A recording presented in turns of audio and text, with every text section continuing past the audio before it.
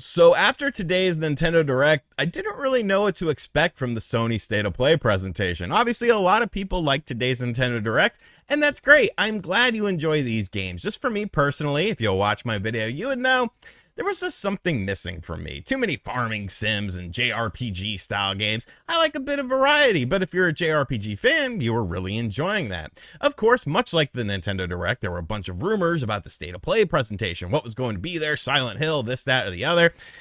And I can't even trust my friends anymore. I can't even trust my friends anymore because everyone was wrong about today. Everyone was really wrong. So what did the State of Play presentation do for Sony? And was it better than the Nintendo Direct? I actually ran a poll during the live stream that I did for the State of Play event, which was over on my second channel, which you should be subscribed to, because in that video, I actually reveal a picture of myself and Pecker Dupree because somebody said that I was a liar and I make up stories and I make up characters, and it's like, bro, I would have to be on like the biggest amount of drugs to make up some of these stories. Like, my life is just weird. Like, I've had a very weird life. Like, everyone around me understands that. But let's talk about the Sony State of Play presentation. So we kick things off in a big way. Tekken 8. Tekken 8, boys and girls.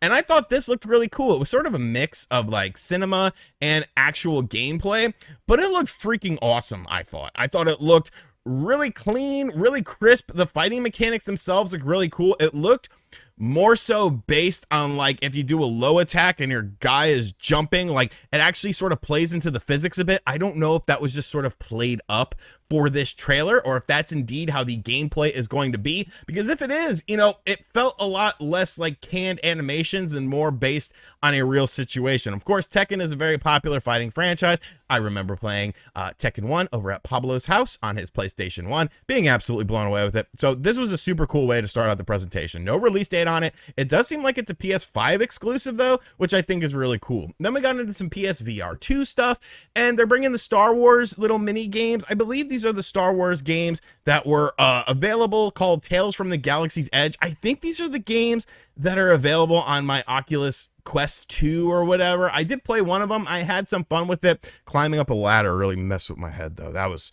freaking weird. But I did think, you know, these look pretty cool. You know, if you're a Star Wars fan, obviously you're going to enjoy this. I'm not the biggest Star Wars fan in the world, but I thought this was all right. There was some weird Dungeons and Dragons style game that was like puts you into the actual world of Dungeons and Dragons stuff. I don't recall the name of it right now, and I'm looking at my notes that I have up over on my second screen, and I don't even see where I wrote the name of it down, so apologies. Is it Demio? Oh, I think it was the Demio game. Okay, I think it was Demio.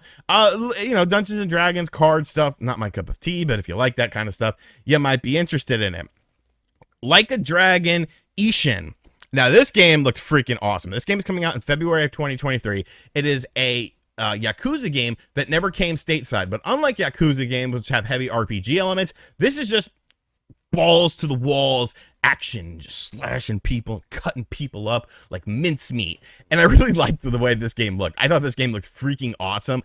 I was really hyped on this game, and this is definitely a game that I'm going to buy from this presentation. You know, this and Tekken 8 so far are like must buys to me. I really thought this game was very impressive. I'm starting to enjoy more action-based games, you know, like your Bayonettas and Devil May Cries as I get older. So I thought this game looked really awesome. I can't wait to play it, and you know, I thought it looked really cool. There was some Hogwarts Legacy stuff. There's going to be an exclusive PlayStation event that is only in the PlayStation version of the game. Jim Ryan, you're diminishing what Xbox can do now. You're taking away an exclusive game thing from Xbox. That doesn't seem very right, considering you like to bitch about stuff like that. But yeah, they're going to be doing that, so that's kind of cool. There was a strange game called Pacific Drive, which was like, I didn't know if it was Silent Hill or Alan Wake, and it ended up being neither of them. It's like a weird spooky game in which you're driving in a car and you have to fortify your car because there's no combat, but it seems like there's going to be car combat that you sort of engage in this spooky environment and stuff. It has some potential. You know, I don't think it's going to be like a big AAA game or anything like that,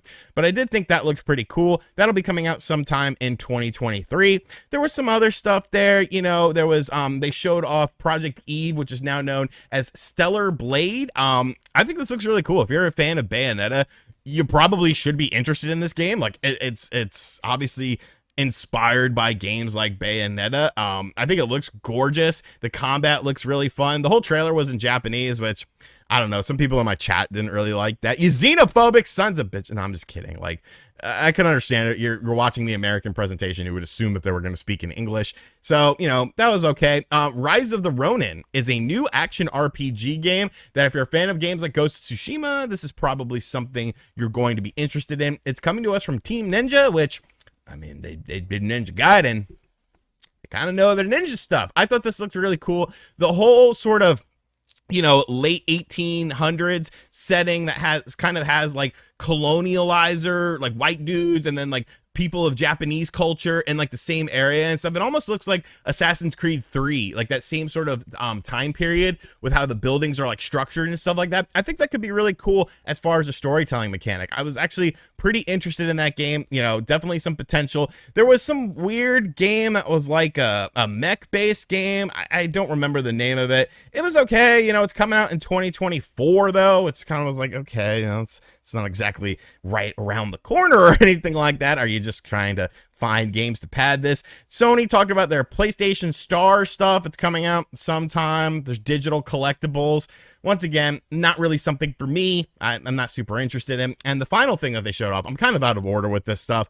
Like I said, I was streaming this, so my notes aren't really in all that great of order. But the final thing that they showed was actually God of War Ragnarok. And at first, I lost my mind because I thought that it was just going to be, let me just show you the clip here. Let me just show you the clip from my live stream. 20 minutes.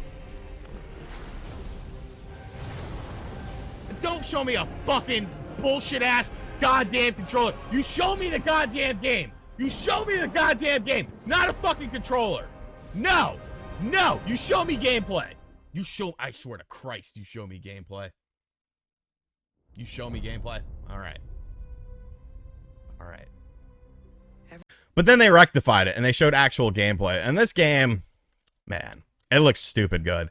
Like, I think the biggest thing for me is all the different types of environments that you saw within this gameplay trailer and all the different sorts of things you're going to do. Oh, you know, so story elements. It looked like Jesus was in there. I don't know if that was actually Jesus, but I think it might have been Jesus. Like, I don't know how he would play into that because I don't think he's big into like Norse mythology and stuff like that, but maybe he is. You know, maybe Jesus is an important part of that. But I thought the gameplay looked really good. The game itself looked very highly polished, and obviously this is going to be probably one of the best games of 2022. I mean, I think we're all sort of in agreement of that just because of the high level of presentation, the high level of storytelling, and the high level of gameplay that's going to be in this. So they showed 10 games in 20 minutes from this presentation, 2 of them being VR games. A lot of sort of, you know, Japanese influence here with these titles as well, like we saw with the Nintendo showcase today.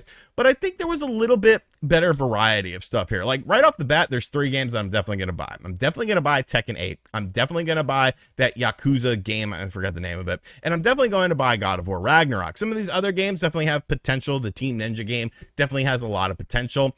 I thought this was a pretty decent presentation, though, all things considered, considering it was only like 20 minutes long. Would I have liked to see, you know, some of the other stuff, the Wolverines, the Spider-Man 2s? Like, yes, I think everyone would have liked to have seen that.